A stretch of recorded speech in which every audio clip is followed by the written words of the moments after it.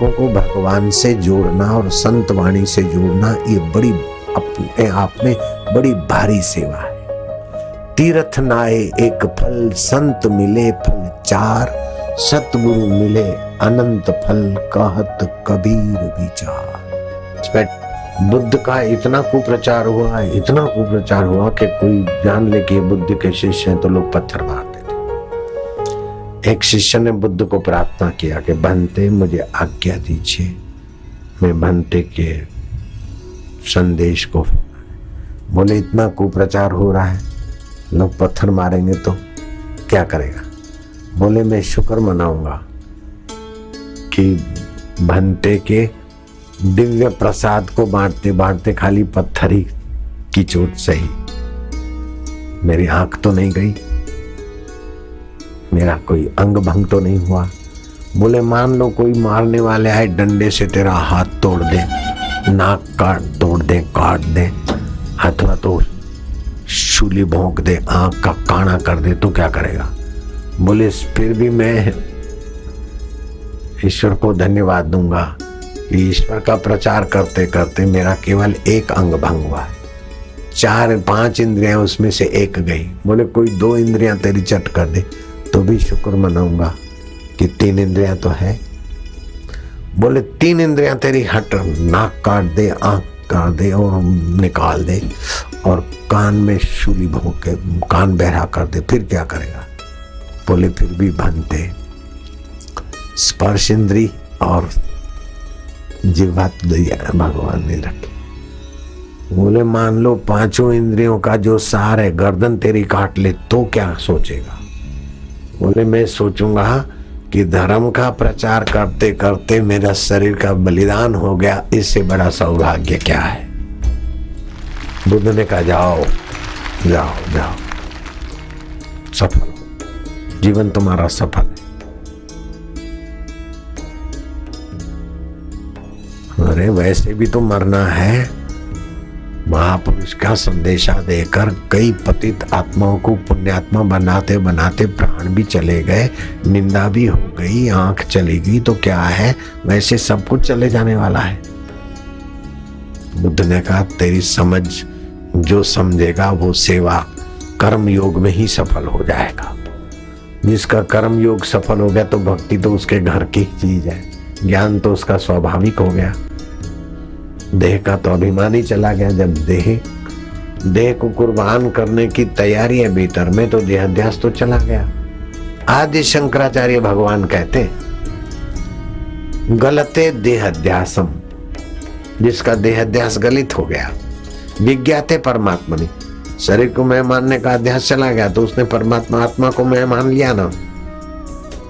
गलते देहाध्यासम विज्ञाते परमात्मनि, यत्र यत्र मनो जाति, उसका तो जहां जहां मन जाएगा तत्र तत्र समाध है, उसे समाधान मिलेगा, संतोष मिलेगा कि संसार स्वप्न है। उसको जानने वाला सच्चित आनंद स्वभाव मेरा अपना है।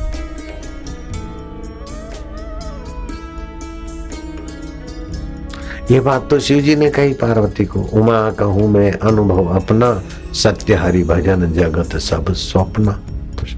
अपने लिए तो कई जिंदगी बर्बाद हो गई, धर्म के लिए करते करते जेल गए, तो क्या गांधी जी भी तो गए थे, नानक जी भी गए थे, बाबर ने भी नानक जी को जेल में डाला और दूसरे हरामखोर राजा ने भी नानक को जेल में डाला।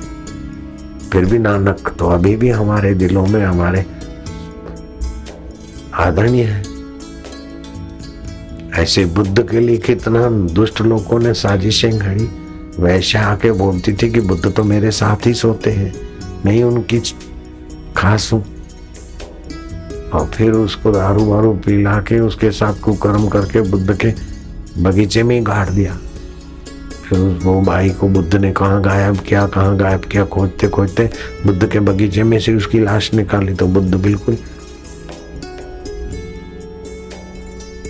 गुनाहगार साबित हो गए।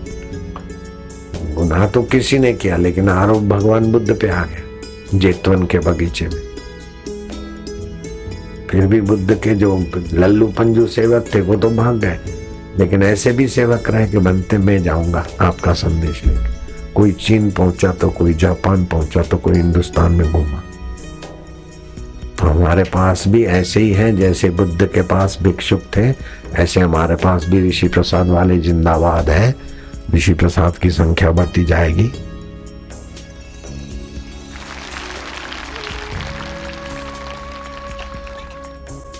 कई प्रकार के कर्म होते हैं, लेकिन ये भगवान और संत से निगुरे लोगों की मुलाकात कराना, सगुरु निगुरों की, ये कितनी ऊंची सेवा है। मैं तो ऋषि प्रसाद के सेवकों को बोलता हूं कि आप तो मेरे गुरुजी से भी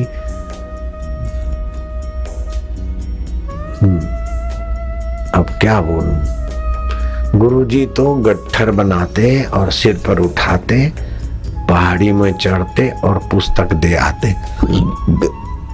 हफ्ते के बाद, आज शुक्रवार है तो अगले शुक्रवार, अथवा बीच का शुक्रवार छोड़कर, आज रविवार है तो बीच का रविवार छोड़कर यहाँ आऊंगा, तो 15 दिन या 8 दिन में वहां जाते और वो पुस्तक ले आते, फिर दूसरी दे आते।